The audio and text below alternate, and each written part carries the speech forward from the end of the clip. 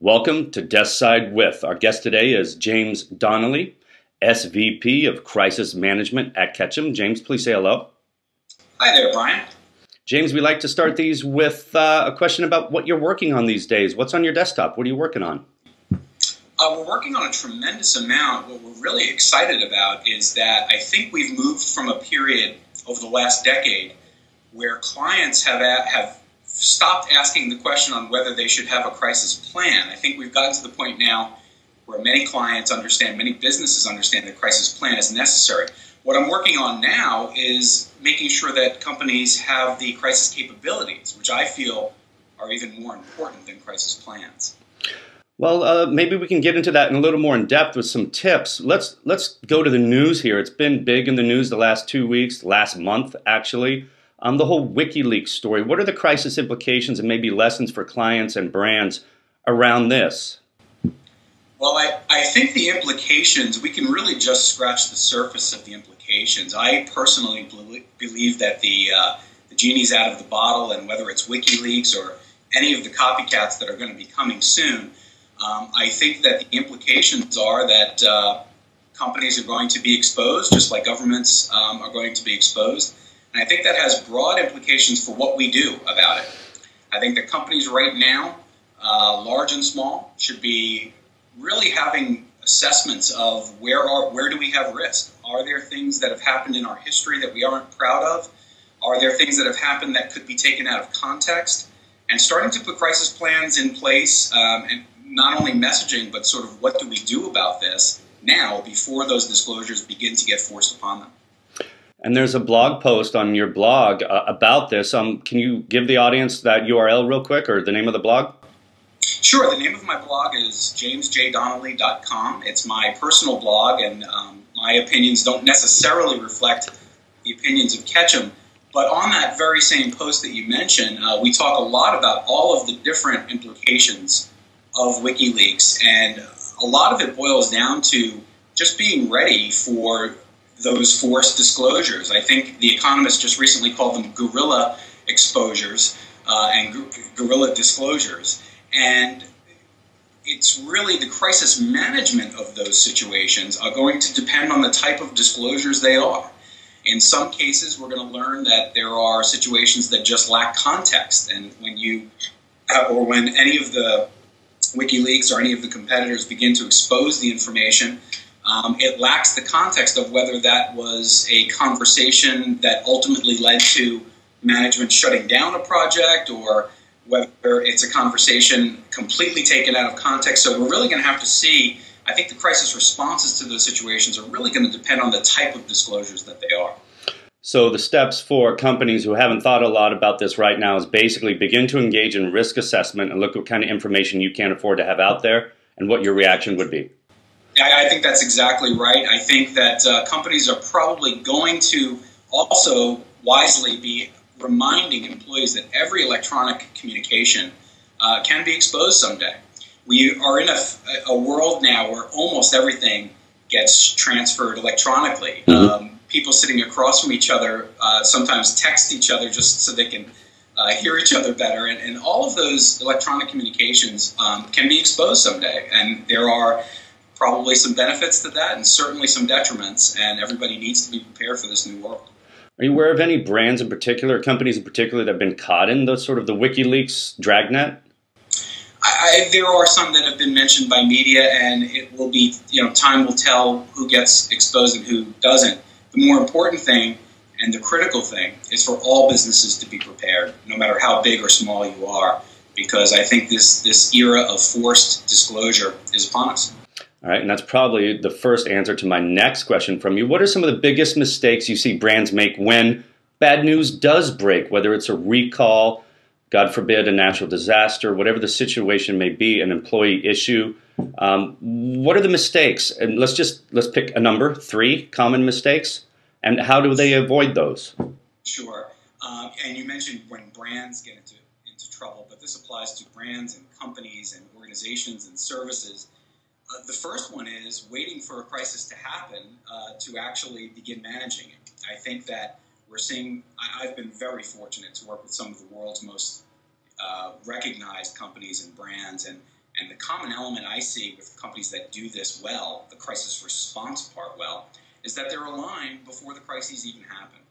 What that means is they have good monitoring systems in place.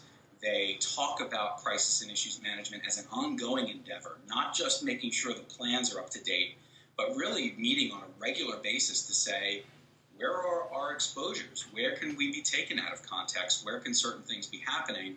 And aligning the brand marketing people with the operations people, with the security people, and so on and so forth throughout the organization so that you have pre-aligned things that you can say when a crisis actually occurs. So I think I've given you more than 3 tips in all of that. Yeah, they're all in there. So, by the way, nice tree in the background. Happy holidays to you. Happy holidays to you and to everybody watching this video. All right, cool. A quick little producer's tip here. You are blurring like a kung fu master. So if you could, and we'll just speak up a little. I think my voice is often overpowering. So just a few thoughts there. So we talked about big mistakes. What about some companies? Who do you think is doing a stellar job using social media when it comes to crisis management?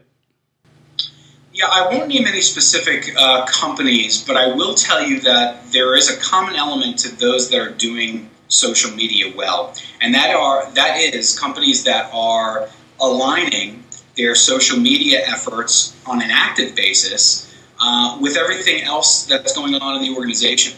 So what I mean by that is, if you're an organization that is only using social media to sell product or to issue coupons or to talk about the latest promotions, you're missing the boat, not only from an ongoing point of view, but from a crisis management point of view. I think that companies that are begin to align the customer care part of their businesses with perhaps even HR, they're better positioned to handle things when a crisis happens because it's a natural connection for the public to say, this company's been talking about a whole bunch of different things through Twitter or through Facebook or through YouTube, and so let's go there as well from a crisis perspective and see what they have to say about the latest crisis. So it really begins with alignment. And as I mentioned earlier, it begins with treating your crisis management capability as a capability, which goes beyond just refreshing your plans. James, I don't know if you'll throw this out there, but are there any social media monitoring tools in particular that you would recommend our viewers give a look at? You know, there are so many tools that are out there, and those tools are changing every day. So what I recommend today may be very old by the time people view this video 6 months from now.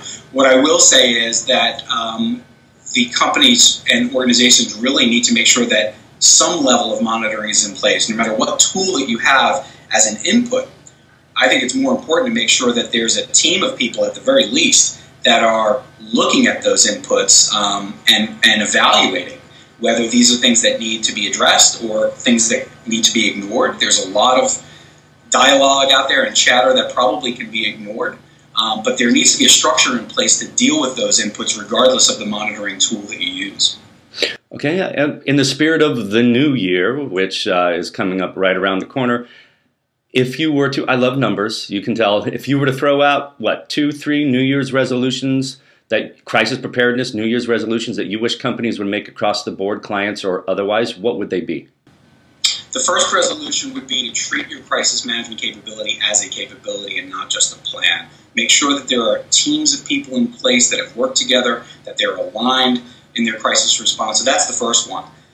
The second one probably is being ready for the new threats that are emerging. I think last year, maybe the last few years, have been the emergence of being prepared for social media.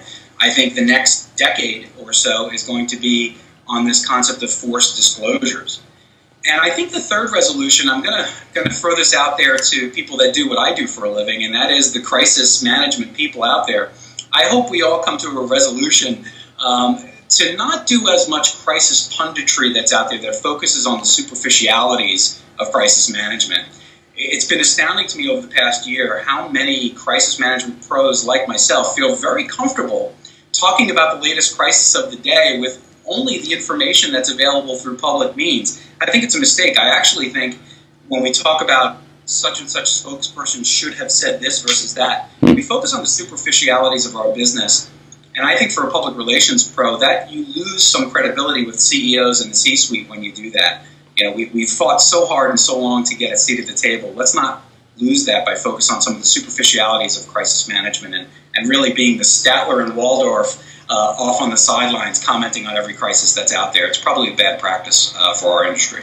Well, great point. Great call to action. I want to circle back to one of those resolutions that you made because it touches upon aligning crisis response. A lot of our viewers are in advertising, marketing, investor relations, corpcom, not just straight ahead public relations. How do you deal with that as a crisis management consultant? How do you cope with aligning all of those disparate agency partners? Aligning agency partners really is the second step. You know, any crisis that occurs typically is a crisis of something that has happened bad in the organization, whether the organization tried to prevent the crisis from happening or they need to put context on the crisis that's happening. So it begins with operationally, what do we do? Let's figure out what we say and how we market our situation later and how we communicate. But first, let's figure out what we do. Based on that decision, that is when the alignment of the different agencies comes into play. And in some cases, you want to shout from the rooftops what the remedy is to a situation. I think that's where we see a tremendous amount of alignment between public relations professionals, advertising professionals, social media consultants. And so I do think it really depends on the type of crisis that you're dealing with to make sure that you have the right alignment. And that alignment begins, again, I'm going to sound like a broken record, but that alignment begins before a crisis happens. The agencies should be talking to each other on a regular basis long before a bad situation presents itself. Is there any particular discipline that should be leading the charge in that alignment? It depends on the situation. I can make the case that public relations is probably integral to all of the above, but I'm sure that my advertising friends and partners would say that they probably should be more involved than they are in certain situations. Social media experts and consultants probably should be involved as much as the public relations professionals, and of course those two things have been merging for quite some time now. So it really depends on the situation. All right, James, thank you very much for your time. You've given me 5 times the amount of time I promised this would take, but that means 5 times the tips. So happy holidays to you and yours, and to everyone there at Ketchum as well, and we appreciate the time you've given us today. Happy holidays to everybody out there, and thank you for giving us the time to set the record straight on this great profession that I call crisis management. Great. Thank you, James. Goodbye. Thank you.